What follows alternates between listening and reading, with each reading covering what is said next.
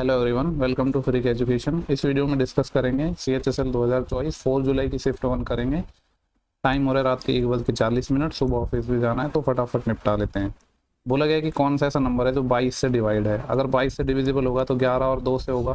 देखो 2 से ये नंबर तो नहीं हो सकता क्योंकि लास्ट में 1 आ रहा है। अब 11 का रूल क्या है कि इवन और ऑड प्लेस पे जो नंबर है उनका डिफरेंस या 0 हो या 11 का मल्टीपल हो, या फिर एक ऐसे भी कर सकते हो कि जैसे मैं आपको बताता हूँ कि जब बाद में डिफरेंस लेना है तो साथ साथ में ले लो ना, एक ही डायरेक्शन में। जैसे 5 में से 6 गया -1, 3 में से 4 गया -1, 0 में से 2 गया तो -2, तो ये तो -4 आ रहा है। 11 से डिविजिबल नहीं है, ये नहीं हो सकता। इसको चेक करते हैं। 9 में से 8 गया तो 1, 0 में से 3 गया तो -3, और 2 में से 0 गया तो +2, +3 और -3, ये डिविजिबल हो रहा है। तो ये वाला अपना आंसर हो जाएगा। क्या इसको चेक करने की जरूरत है? नहीं, क्योंकि जब ये 11 से डिविजिबल हो गया, एक ही ऑप्शन देगा ना एग्जामिनर, ऐसा थोड़ी है कि 2 ऑप्शन दे देगा। नेक्स्ट सवाल देखते हैं। बोला गया कि उपहार वस्तुओं से भरे एक बॉक्स का वजन क्या है? उपहार और वस्तु, ठीक है, एक बॉक्स में भरी है जिनका वेट है 25 kg। बोले गया कि बॉक्स उपहार और किससे वस्तुओं से भरा हुआ है जो 1:9 में है। क्या है बॉक्स में? एक तो अपने पास उपहार है और दूसरा क्या है? वस्तु है। 1:9 में है और टोटल 25 kg है, यानी मैं कह सकता हूँ 10 यूनिट की वैल्यू 25 kg हो गई। तो 1 यूनिट की वैल्यू कितनी आ जाएगी? 2.5 kg। हमसे पूछ रहा है वस्तुओं की वेट कितना होगा। तो ये रेशो किसका था? बॉक्स में उपहार और वस्तु। उपहार यानी पहला वाला था, वस्तु सेकंड वाला था, यानी 9 यूनिट की वैल्यू पूछी है। अगर 1 यूनिट की वैल्यू अपने पास 2.5 है तो 9 यूनिट की वैल्यू कितनी हो जाएगी? 22 में 225, तो 22.5 हो जाएगा। लेकिन ग्राम में पूछा है और ये अपने पास है किलोग्राम में। ग्राम को किलोग्राम में बदलने के लिए 1000 से मल्टीप्लाई कर दिया। इसका 1 0 तो इसके पॉइंट हटाने के काम आ जाएगा, फिर 2 0 इसके साथ और चिपक जाएंगे, यानी 22,500 ग्राम हो जाएगा, जो कि ऑप्शन 3 है। नेक्स्ट सवाल है। धातु के 3 ठोस गोले हैं, सॉरी 3 घन है अपने पास, जिनको हम क्या कर रहे हैं? मेल्ट कर रहे हैं और एक नया क्या बना रहे हैं? घन बना रहे हैं। तो उसका पृष्ठ क्षेत्रफल, देखो कोई भी शेप को जब दूसरी शेप में कन्वर्ट करते हैं तो सिंपली वॉल्यूम इक्वल करते हैं। तो क्यूब का वॉल्यूम क्या होता है? साइड का क्यूब, यानी पहले का वॉल्यूम हो जाएगा 6 का क्यूब 216, 8 का क्यूब 512 और 10 का क्यूब 1000। इन सबको जोड़ते हैं तो ये कितना आ जाएगा? ये एक नया क्यूब है, लेट्स से कि उसकी साइड ए है तो उसका वॉल्यूम हो जाएगा ए क्यूब। देखो ये 1000 और 1500 और 1700 और 16 12 28, यानी 1728 हो गया। अब आपको पता है कि 1728 किसका क्यूब होता है? 12 का, यानी जो नया क्यूब बना है उसकी साइड 12 आ गई। हमसे पूछ रहा है इसका पृष्ठ क्षेत्रफल, और घन का पृष्ठ क्षेत्रफल क्या होता है? 6a²। तो ये आ जाएगा 6 × 12 का स्क्वायर कितना होता है? 144। 144 का 6 गुना। अगर ये 140 होता तो उसका 6 गुना होता, 14 चौकी 84, यानी 840। 4 × 6, क्योंकि मैंने 140 से गुणा किया है ना, तो 4 को 6 टाइम और कर दूंगा, 24 और, तो ये कितना आ जाएगा? 864। ऑप्शन 4 हो जाएगा। नेक्स्ट सवाल है कि गौरव अपने सामान के क्रय मूल्य से 50% अधिक अंकित करता है।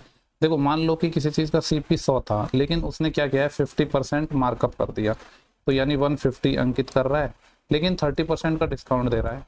अगर इस पे 30% डिस्काउंट दे देगा तो कितने में बेचेगा? 70% में, यानी इसके 7/10। 0 से 0 यानी कितने में बेच रहा है? 105 में। तो पूछ रहा है कि प्रॉफिट कितना कितना हो रहा है? 100 के सामान को 105 में बेचोगे तो कितने का प्रॉफिट हो जाएगा? 5%।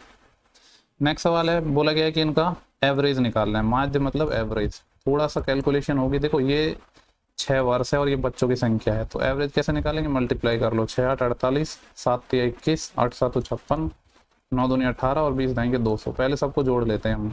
तो देखो ये हो जाएगा 8 और 1 9, 9 और 6 15, 15 और 8 23 का 3, 2 असिल, 2 और 4 6, 6 2 8, 8 5 13, 13 और 1 14 का 4, 1 असिल और 1 और 2 3, 343। तो सम आ गया। डिवाइड किसे करेंगे? Total number of children. Total children कितने हैं इन सबको ऐड कर लो। 20 और 2 22 और 7 29 और 3 32 और 8 40, यानी 40 से डिवाइड करना है। 40 से डिवाइड करने का मतलब क्या है कि ये जो 10 से डिवाइड करोगे तो 34.3 आ जाएगा। सिर्फ 4 से करना है तो 4 8 32, यानी 8 पॉइंट समथिंग आंसर आ रहा है। केवल एक ही ऑप्शन है, तो ज़्यादा खुद से दिमाग नहीं लगाना है, आगे बढ़ जाना है। नेक्स्ट सवाल है। tan 570 की वैल्यू बता दो। देखो आपको पता है अगर 90 डिग्री से बड़ा फंक्शन आता है तो हम उसको क्या करते हैं? 90 के मल्टीपल में लिखते हैं। तो इसको लिखूंगा मैं कितना? 9 6 की 54 प्लस 9 6 की 54, यानी 540 हो गया। 30 और बचा। अब सबसे पहले तो हमें साइन देखना होता है। देखो इस तरीके से क्वाड्रेंट होते हैं, इसको आप ऐसे भी याद रख सकते हो। अष्टक। अष्टक मतलब ए मतलब पहले क्वाड्रेंट जिसमें ऑल पॉजिटिव। ये दूसरा क्वाड्रेंट हो गया, ये थर्ड क्वाड्रेंट हो गया, ये फोर्थ क्वाड्रेंट। एस मतलब साइन, और साइन का उल्टा कॉसेक, यानी साइन और कॉसेक दोनों पॉजिटिव होंगे। ऐसे ही टी का मतलब tan और कॉट दोनों पॉजिटिव होंगे, और सी का मतलब कॉस और कॉस का उल्टा सेक। ये दोनों पॉजिटिव होंगे। तो ये क्वाड्रेंट है इंटू 6 + 30, यानी देखो ये पहला क्वाड्रेंट था, ये दूसरा, ये तीसरा, ये चौथा, चौथे के बाद पांचवा, फिर वापस में छठे में आ गया। छठे में आ गया मतलब कौन सा है, ये क्वाड्रेंट, लेकिन उसमें 30 और ऐड हो रहा है वापस, यानी इस वाले क्वाड्रेंट में आ जाएंगे अल्टीमेटली हम। और एक आपको क्या पता होना चाहिए, अगर फंक्शन से ये जो मल्टीप्लाई में जो 6 हो रहा है, अगर ये इवन नंबर है तो फंक्शन चेंज नहीं होता है, ऑड है तो चेंज हो जाता है। और चेंज कैसे होता है, tan का cot, साइन का cos, cos का साइन, ऐसे ऐसे ही sec का cosec और cosec का sec, पता होना चाहिए आपको। तो फंक्शन तो चेंज होगा नहीं, क्योंकि ये इवन नंबर टाइम मल्टीप्लाई है, यानी सम संख्या से मल्टीप्लाई है, तो tan ही रहेगा। और वैल्यू कितनी आ जाएगी, 30 डिग्री। और साइन क्या आएगा, ये तीसरा क्वाड्रेंट आया था, तीसरा क्वाड्रेंट में तो tan पॉजिटिव होता है, cot पॉजिटिव होता है, और यहाँ पे अपने पास tan था, तो प्लस का ये आंसर आएगा। तो tan 30 कितना होता है, 1/√3। ठीक है, इजी सवाल है, लेकिन पूरा मैंने अच्छे से एक्सप्लेन किया है, क्योंकि और कोई सवाल आएगा तो इजीली बना लोगे। देखो नेक्स्ट क्वेश्चन नंबर 7 है, इंपॉर्टेंट सवाल है। बोला गया कि घड़ी या तो 550 कैश में अवेलेबल है, या फिर इंस्टॉलमेंट स्कीम में 250 रुपये कैश डाउन पेमेंट और 310 रुपये आफ्टर 1 मंथ। तो रेट ऑफ इंटरेस्ट पूछा है। देखो 550 नगद में मिल रही थी, अब क्या किया है कि 250 का तो डाउन पेमेंट कर दिया, और उसके बाद 310 और पे किया है। अगर टोटल देखें तो इसको कितना पे करना पड़ा है, 250 तो इसने इस टाइम दिया, प्लस 310 और दे दिया, यानी मैं कह सकता हूँ ये आ जाएगा 3156, यानी 560 रुपये। अगर कैश में खरीदते तो 550 में मिल रही थी, अब यहाँ पे 560 रुपये पे किए हैं, यानी 10 रुपये इसने एक्स्ट्रा पे किए हैं। कब, जब ये 1 मंथ बाद दे रहा है, यानी 1 मंथ का इसको जो इंटरेस्ट देना पड़ रहा है वो 10 रुपये देना पड़ रहा है। तो अगर मैं आपसे पूछूं कि 12 महीने का कितना देना पड़ता, तो 12 महीने का इसको देना पड़ता है 120 रुपये। 12 महीने का मैंने क्यों निकाला, क्योंकि रेट ऑफ इंटरेस्ट इजीली निकल जाएगी। 12 महीने का 120 रुपये इंटरेस्ट दे रहा है। देखो अब इसमें दो तरीके होते हैं, या तो आप सिंपली निकाल लो कि 120 रुपये ब्याज है कितने पर, 250 तो हमने दे दिए थे, तो उसके बाद कितने बचे थे, 300 रुपये पर। उस तरीके से नहीं निकालना चाहते हो तो सिंपली SI बराबर PRT/100 लगा दो, जो हम हमेशा करते हैं। तो SI 120 है। अब प्रिंसिपल क्या होगा इस केस में, 250 में दे चुका था ऑलरेडी, तो यहाँ पे जो प्रिंसिपल होगा वो सिर्फ 300 बचा, क्योंकि 300 ही तो और देने थे। तो 300 हो जाएगा प्रिंसिपल इंटू रेट, तो हमें निकालनी है, और टाइम 12 महीने का ले लिया, यानी 1 साल हो गया, डिवाइड बाई 100। सॉल्व कर लो, इससे ये 3 टाइम चले जाएगा, ठीक है, और 3 से ये कितना टाइम कट जाएगा, 40 टाइम। तो रेट ऑफ इंटरेस्ट कितना आ जाएगा, 40%। इंपॉर्टेंट सवाल है और इजी भी है। नेक्स्ट सवाल है कि 1 से 69 की जो नेचुरल नंबर है उनका एवरेज बताना है। आपको पता है कि नेचुरल नंबर का एवरेज कैसे निकलता है, या तो फर्स्ट नंबर, पढ़े होंगे आप सबने कॉन्सेप्ट, लेकिन बता रहा हूँ, फर्स्ट और लास्ट का एवरेज निकाल लो, या फिर हम कह सकते हैं जो मिडिल टर्म होता है इनका, वही क्या होता है, एवरेज होता है। ठीक है, ये कॉन्सेप्ट सब आपने पढ़े होंगे। तो 1 से 69 का मुझे को एवरेज निकालना है, तो फर्स्ट नंबर 1 है, लास्ट नंबर 69 है, डिवाइड बाई 2, तो 70/2 कितना आ जाएगा, 35 इसका एवरेज हो जाएगा। नेक्स्ट सवाल है, बोल रहा है कि वर्ष 2000 में मोनू की जो आयु है उसकी बहन की आयु का 3 गुना है। एक तो यहाँ पे मोनू है और एक मोनू की सिस्टर है। ठीक है, वर्ष 2000 में क्या हो रहा है कि जो मोनू की आयु है उसका सिस्टर का 3 गुना है। अगर उसकी सिस्टर की आयु 1 थी तो मोनू की 3 गुना हो जाएगी। अभी क्या हो रहा है, 2010 में उसकी बहन की आयु से 24 वर्ष ज़्यादा है। क्या बोला गया है कि 2010 में जो उसकी आयु है उसकी बहन की आयु से 24 साल ज़्यादा है। जैसे मान लो इसके साथ मैंने मान लिया x वेरिएबल की, इसकी 3x थी और इसकी x थी, ये 2000 की बात है, ईयर 2000 की बात है। अभी 10 साल की हम बाद की बात कर रहे हैं, तो इसकी आयु 3x + 10 हो जाएगी 10 साल बाद, इसकी x + 10 हो जाएगी। तो हमसे बोला गया है कि 2010 में यानी 10 साल बाद उसकी जो एज है यानी 3x + 10 है, ये क्या है, उसकी बहन की आयु से 24 ज़्यादा है। बहन की आयु है x + 10, इससे कितना ज़्यादा है, 24 ज़्यादा है। सॉल्व कर लो, इधर 3x है, इधर x है, तो 2x हो जाएगा। ठीक है, 10 से 10 तो कैंसिल हो जाएगा, यानी 2x की वैल्यू 24 आ गई, x की वैल्यू 12 आ गई। तो 2010 में मोनू की आयु निकालनी है। 2010 में मोनू की आयु क्या है, 3x + 10, यानी 12 × 36 और 10 कितना हो जाएगा, 46, 46 ईयर। नेक्स्ट सवाल देखते हैं। बोल रहा है कि ए और बी एक काम को 15 दिनों में कर सकते हैं। ठीक है, दोनों मिलकर कर रहे हैं, 15 दिनों में कर रहे हैं। बी और सी इस काम को 30 दिनों में कर रहे हैं, जबकि सी और ए मिलकर करते हैं तो 45 दिनों में करते हैं। एलसीएम कितना आ जाएगा, 90, 15 × 6 = 90, 30 × 90, 45 × 90। बोल रहा है अगर वो 7 मिलकर काम करे तो काम कितने दिन में हो जाएगा। 90 टोटल काम था, 6 और 3 9 और 2 11 की एफिशिएंसी से करना है। 11 8, एक सेकंड पे गड़बड़ कर दिया क्या, थोड़ी सी गड़बड़ कर दी है।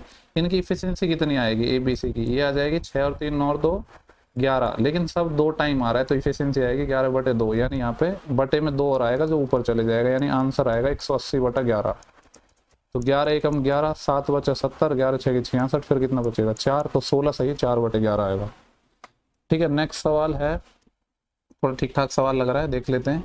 बोल रहा है कि एक आदमी लैंप पोस्ट के शीर्ष के प्रतिबिंब को दर्पण पर देखता है। A man look the reflection of the top of the lamp post of the mirror. Okay, मान लो इस तरीके से अपना कोई एक लैंप पोस्ट है, क्या है अपने पास, एक लैंप पोस्ट है, ठीक है।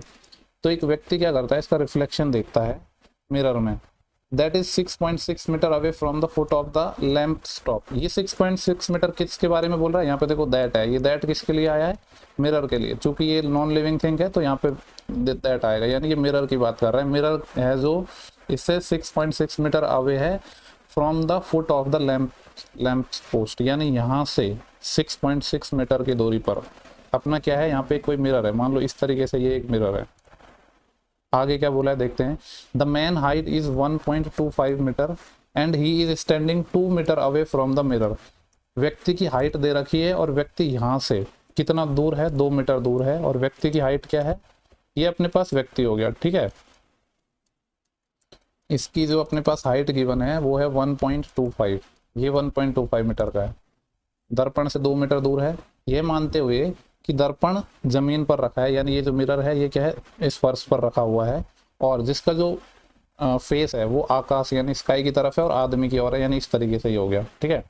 फेस इसका इस तरीके से है। तो आगे हमसे बोला गया है कि दर्पण और लैंप पोस्ट एक ही लाइन में है, एक ही लाइन में हमने इसको रख दिया है। तो लैंप पोस्ट की ऊंचाई बेसिकली ये वाली लेंथ हमें निकालनी है।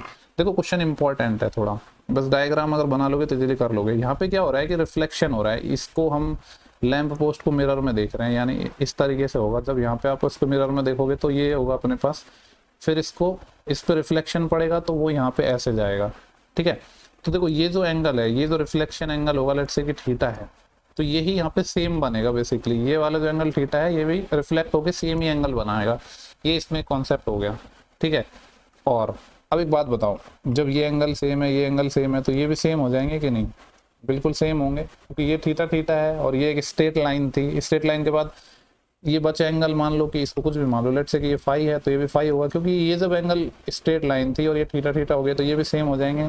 और ये तो 90 डिग्री है, ये 90 डिग्री है, ये फाई है, इसको कुछ नया मान लो, क्योंकि अब जब दो एंगल सेम हो गए तो तीसरा भी सेम होगा, ठीक है। इसको हम क्या मान लेते हैं, कुछ भी मान लो इसको, लेट्स से कि इसको मैं अल्फा मान लेता हूँ, तो ये वाला एंगल और ये वाला एंगल ये अल्फा हो गया, यानी यहाँ पे अपने सिमिलरिटी लग जाएगी सिंपली। तो देखो सिमिलरिटी हम लगा देते हैं, यहाँ पे दोनों ट्राइंगल सिमिलर हो जाएंगे। तो मैं इस फाई के सामने ले रहा हूँ, इसको नाम देना चाहते हो तो दे सकते हो, लेट्स से कि इसको ए बी दे देते हैं, इसको मैं क्या दे देता हूँ, ए बी सी डी कुछ भी दे दो, इसको ई दे दो। तो यहाँ पे फाई के सामने ये वाली लेंथ हो जाएगी ए बी अपॉन, यहाँ पे फाई के सामने क्या हो जाएगा, ये वाली लेंथ 1.25 इज इक्वल टू, अब कौन सी लेंथ ले लेते हैं अपन, अल्फा के सामने ले लेते हैं, अल्फा के सामने ये वाली लेंथ 6.6 डिवाइड बाई यहाँ पे अल्फा के सामने कौन सी लेंथ आएगी, ये 2। इसे ही सॉल्व करना है, 2 3 6 2 3 6, यानी ए भी हमें निकालना था ना, तो 1.25 को मल्टीप्लाई करना है। तो अब हमें बस ये सॉल्व करना है, 125 गुणा 3.3, 125 का 3 गुना करते हैं तो कितना आएगा, 375, 375 का 5 असिलाई 37, फिर 125 का 3 गुना वही 375 आएगा, 375 में 37 और जोड़ देते हैं, 7 5 12 1 असिल, 7 और 3 10 और 1 11, 1 असिल 3 और 1 4, यानी ये आ गया इतना 412।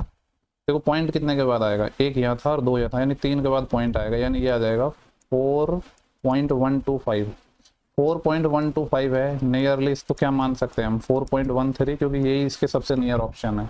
तो अच्छा सवाल था, मैं ये कहूँगा, ठीक है, एक बार देख लेना ठीक से। नेक्स्ट सवाल है, बोल रहा है कि इस शहर में 6 माह के दौरान कुल दुर्घटना के सापेक्ष अप्रैल में दुर्घटना का परसेंटेज कितना है। अप्रैल कहाँ पे है, यहाँ पे है, इस यहाँ पे अप्रैल में कितनी दुर्घटना हुई है, 43। बोल रहा है कि 43 है, वो टोटल का कितना है, तो टोटल कर लेते हैं। 43 और 27 कितना हो जाएगा, 70 और 35 कितना हो जाएगा, 105 और 30 135, 135 और 25 160, 160 और 20 कितना हो जाएगा, 179, यानी 179, और परसेंटेज के लिए 100 से मल्टीप्लाई। देखो लगभग ये 180 है, ठीक है, हाँ ठीक है। देखो इसको हम डिवाइड करेंगे, मैं मान लेता हूँ कि इसको ये 180 के अप्रॉक्स है, अगर मैंने इसको 180 माना तो 0 से 0 कट जाएगा, जस्ट ए सेकेंड। अब इसको हम काटते हैं 18 से, तो 18 दूनी 36, कितने बचेंगे अपने पास, 4 और 3 7 बचेंगे, 70, 18 चौके 72, मतलब 4 बार दे रहा हूँ तो मैं 72 जा रहा है, 72 आ रहा है। चूंकि 179 था और मैंने 180 माना, थोड़ा ज़्यादा माना है, या ज़्यादा मान लिया तो आंसर थोड़ा इसीलिए तो कम आ रहा है ना ये, बट नियर बाई अगर हम देखें तो चॉइस ही आ रहा है, और चॉइस के आसपास एक ही ऑप्शन है, क्योंकि और देखो दूसरा ऑप्शन है नियर बाई 22, तो वो तो काफ़ी ज़्यादा दूर हो गया। आंसर 23 पॉइंट समथिंग आ रहा है, तो यही हो जाएगा नियर बाई। बोल रहा है कि 7658 के निकटतम और 45 से पूर्णतः विभाजित संख्या क्या है। देखो 7658 के नियर हमें नंबर ढूंढना है और 45 से डिवाइड होना चाहिए। 45 से डिवाइड होता है यानी नंबर 5 और 9 से डिवाइड होगा। अब मैं ऑप्शन से उठाऊंगा और इसके नियर बाई, सबसे इसके नियर बाई कौन सा ऑप्शन मुझे दिख रहा है। देखो ये जो सब नंबर है ना, अगर सबसे मैं नियर बाई देखूँ 7658 के, तो सबसे नियर मेरे को जो नजर आ रहा है वो क्या नजर आ रहा है, 7660 नजर आ रहा है, सिर्फ 2 ही ज्यादा है। अगर नंबर 45 से डिवाइड था, हालांकि मैं बेसिक से भी निकाल सकता हूँ, नॉर्मल इसमें डिवाइड करके रिमाइंडर देख लो, उसको एडजस्ट करो, लेकिन ऑप्शन से मैं बना रहा हूँ। क्योंकि नंबर 9 से डिविजिबल है तो सम ऑफ डिजिट 9 से होना चाहिए। 7 और 6 13 और 6 19 आ रहा है, 9 से डिविजिबल नहीं होगा, यानी कि ये नहीं हो सकता। अब सबसे नियर अगर देखा जाए 7658 के बचे हुए ऑप्शन में, तो कौन सा नजर आ रहा है आपको, यही नजर आ रहा है 7650, क्योंकि ये तो कम है ना, यानी और ज्यादा दूर हो जाएंगे। तो अब इसको चेक कर लेते हैं। 7 और 6 13, 13 और 5 18, 18 9 से है, तो यही हो जाएगा, ज्यादा चेक करने की जरूरत नहीं, क्योंकि 5 से तो है ही ऑलरेडी और 9 से भी चेक कर लिया। तो बाई ऑप्शन तो इसको इस तरीके से बना सकते थे, बेसिक से तो आप बना ही लोगे। बोल रहे कि 28% को फ्रैक्शन में बता दो। 28% बेसिकली क्या होता है, 28% होता है 4 गुणा 7, ठीक है। और आपको पता है कि जो 4% होता है वो 1/25 होता है, उसको 7 से ही तो मल्टीप्लाई करना है, यानी 7/25। सिंपली कुछ नहीं करना, 28/100 करना है, तो कैसे भी कर लो। यदि किसी वस्तु का जो सीपी है, सीपी का 70% है, वो बराबर है उसके एसपी के 40% के इक्वल, ठीक है। तो यहाँ से सिंपली सीपी और एसपी का रेशियो आ जाएगा कितना, 4:7। तो पूछ रहा है कि प्रॉफिट कितना हुआ है, 4 के सामान को 7 में बेच रहे हो, 3 का प्रॉफिट है 4 पर, और 3/4 नींद में भी आप बता दोगे कितना होता है, 75%। नेक्स्ट सवाल है, if the diameter of base and curved surface area of a cylinder are 14 and 352, ठीक है। एक बेलन के आधार का जो व्यास है वो 14 है, तो मैं कह सकता हूँ उसकी जो रेडियस होगी वो कितनी हो जाएगी, 7, और उसका पृष्ठीय क्षेत्रफल कर्व्ड सरफेस एरिया अपने पास 352 है। जो बेलन या सिलेंडर है उसका कर्व्ड सरफेस एरिया क्या होता है अपने पास, 2πr/h, यानी 2 × पाई की वैल्यू 22/7, और r की वैल्यू 7 है, और हाइट यहाँ से निकल जाएगी ये 352। या फिर इसमें मैं एक चीज और कर सकता था, इतना दिमाग ही नहीं लगाना था। क्यों, क्योंकि हमसे पूछ रहा है कि टोटल सरफेस एरिया बता दो। टोटल सरफेस एरिया क्या होता है, curved surface area plus lateral surface area.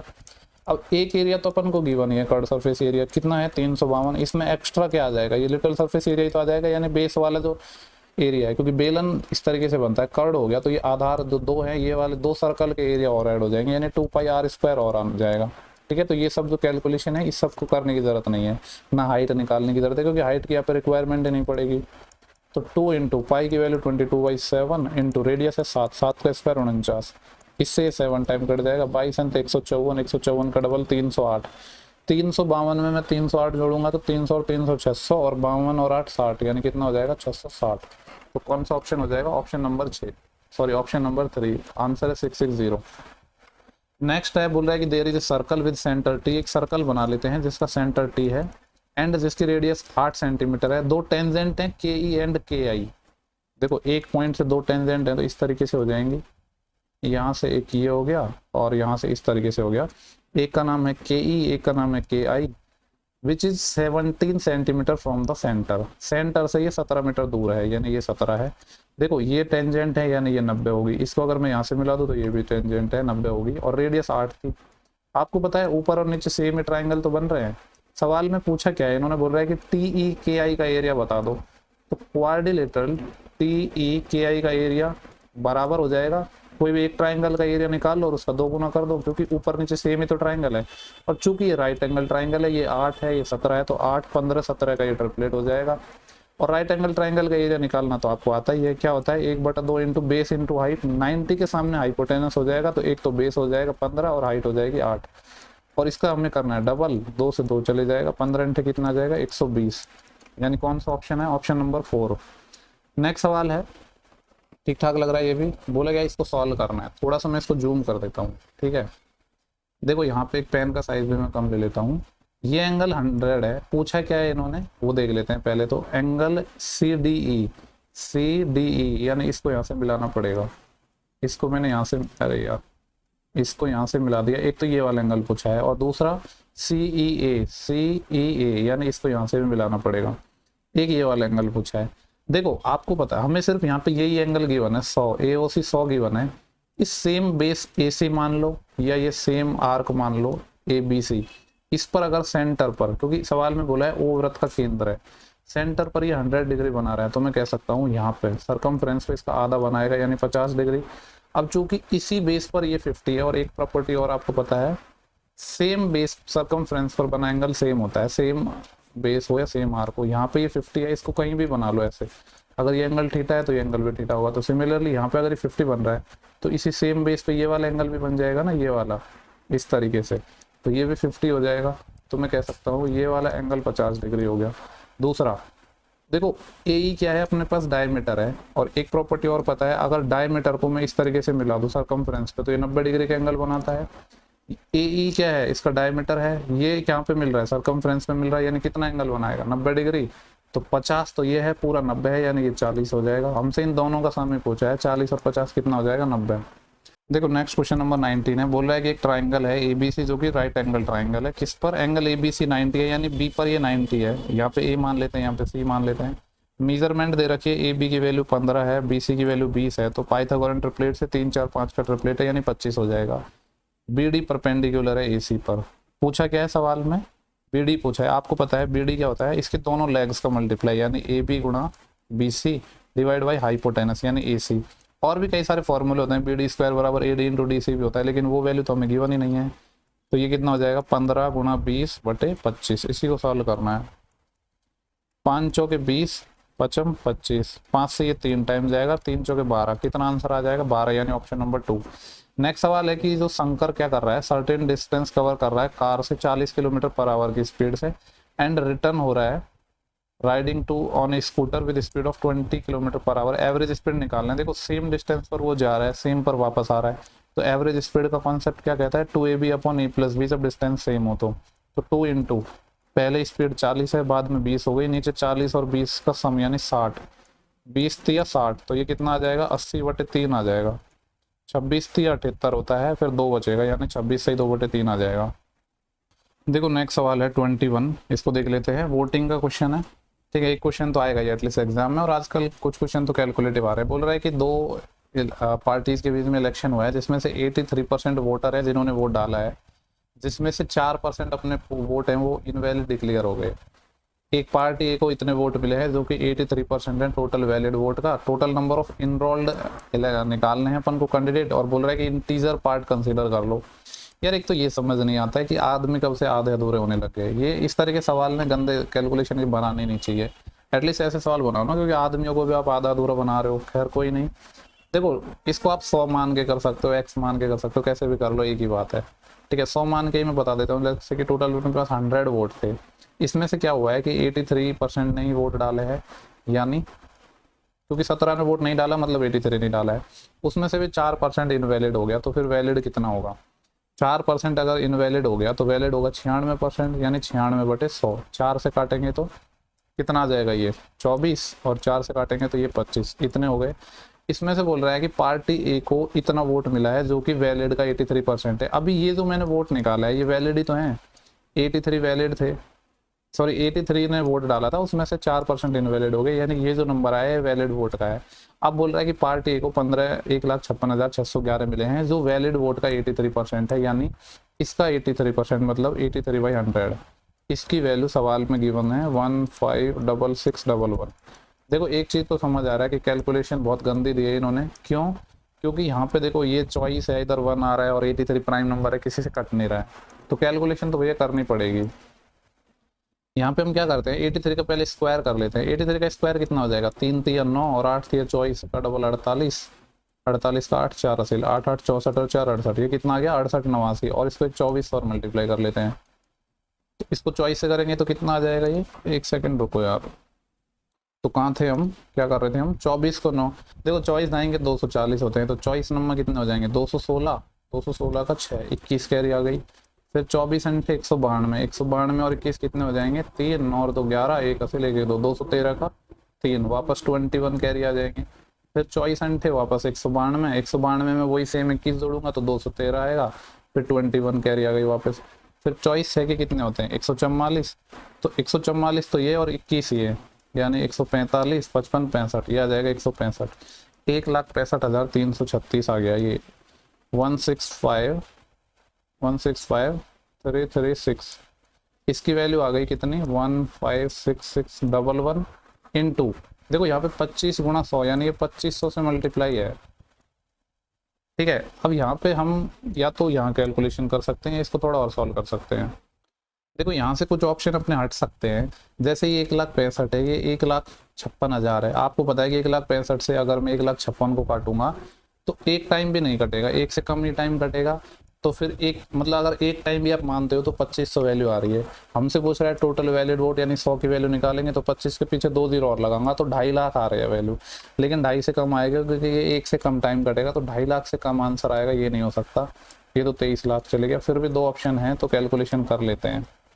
ठीक है, इसको अगर मैं काटता हूँ, एक काम करता हूँ यार, इसको काट ही लेते हैं ना। ये है, इसको मुझे डिवाइड करना है किससे 165336 से। ठीक है, भाग तो जाएगा नहीं आपको पता है, तो पॉइंट लगा देते हैं, यहाँ पे 0 आ जाएगा। अब ये कितना हो गया 15,66,110 और यह है 1,65,000 यानी 16 × 128 और 16 9 144। इसका 9 गुणा करके देखते हैं तो 9 6 की 54, 5 असेल, 9 3 27 और 5 32, 3 असेल, 9 3 27 और 3 30, 3 असेल, 9 5 45 और 3 48, 4 असेल, 9 6 की 54 और 4 58, 5 असेल, 9 1 9 5 14, 14,88,024 आ रहा है। कितना आ रहा है 14,88,024। तो कितना बचेगा 10 में से 4 गया 6, यहाँ कैरी बढ़ जाएगी, 11 में से 3 गया तो 8, यहाँ एक कैरी बढ़ जाएगी, 1 में से 1 गया तो 0, फिर 16 में से 8 गया तो 8, यहाँ कैरी बढ़ जाएगी, 16 में से 9 गए तो 7, यानी 78,000 आ रहा है। अब वापस 0 लगा सकता हूँ मैं, ये तो 9 टाइम गया था। 1,65,300 और ये है 7,80,000। 16 चौके 64 और 16 पंजे 80। देखो आपको पता है कि ये 0.94 से ज़्यादा और 0.95 से कम आएगा। मैं इसको 0.95 ले रहा हूँ, लेकिन आपको याद रखना है कि इससे थोड़ा ये कम आएगा। ठीक है, क्योंकि हम अब बाद में भी थोड़ा ऑप्शन एलिमिनेट करने वाले हैं। यानी एक यूनिट की वैल्यू आ गई 0.95 से थोड़ा सा कम, और इसको हम मल्टीप्लाई करेंगे 2500 से।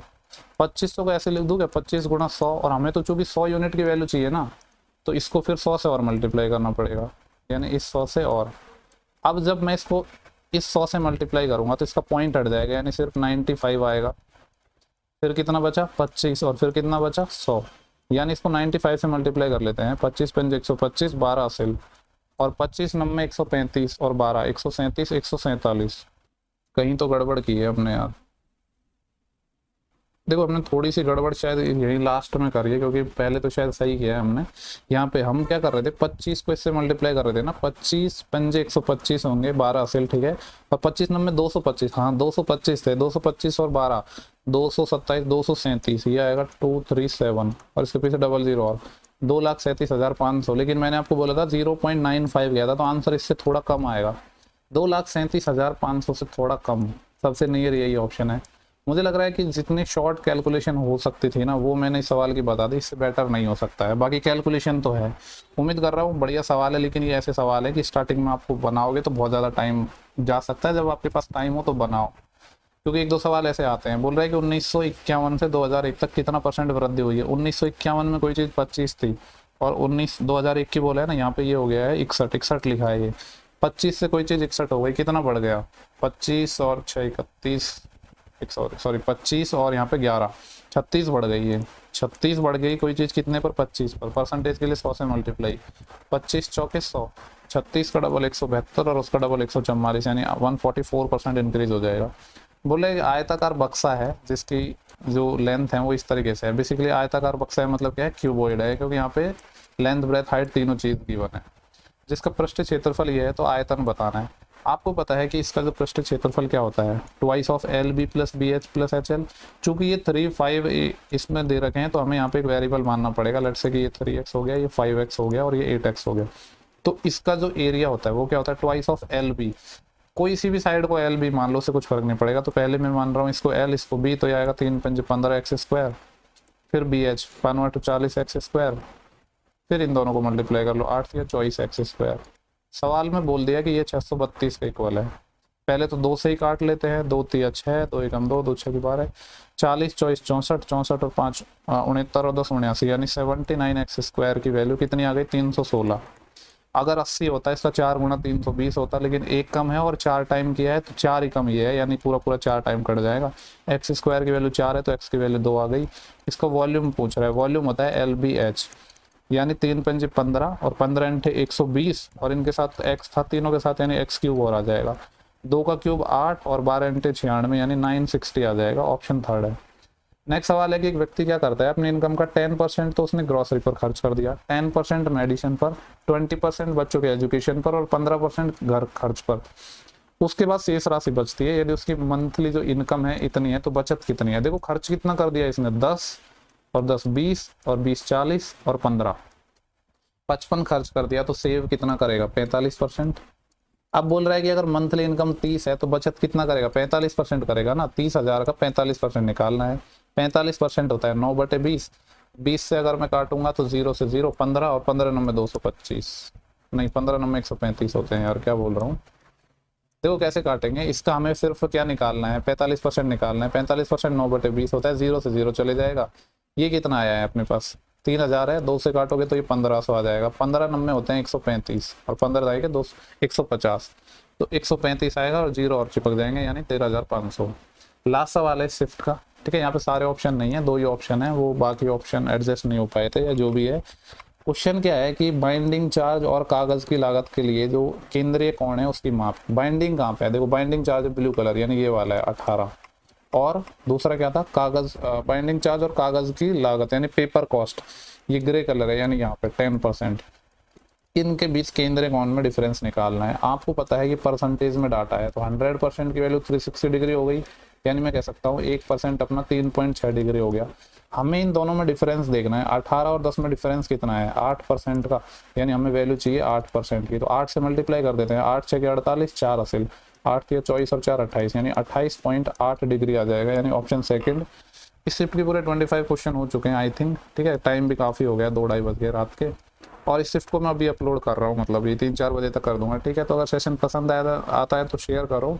और टाइम की अगर पूछो तो ना बिल्कुल टाइम नहीं है, बहुत सारी चीज़ें हैं, ठीक है। खैर वो तो जो भी है, पर मैं ट्राई करूँगा कि सारे आपको मैं सॉल्यूशन करवा दूँ। बस पेशेंस रखना। अभी देखो 15 अगस्त की छुट्टी आएगी और सोच रहा हूँ एक छुट्टी और ले लूँ तो 3-4 दिन निकाल के मैं आपको सारे सॉल्यूशन प्रोवाइड करवा दूँ। लेकिन पेशेंस बनाए रखना, और अगर रेस्पॉन्स अच्छा मिलेगा, शेयर करोगे तो मेरा थोड़ा एफर्ट लगाने का भी मन करता है, वरना लीव वगैरह लो फिर काफ़ी इशू है, ठीक है। चलो नेक्स्ट सेशन में मिलते हैं।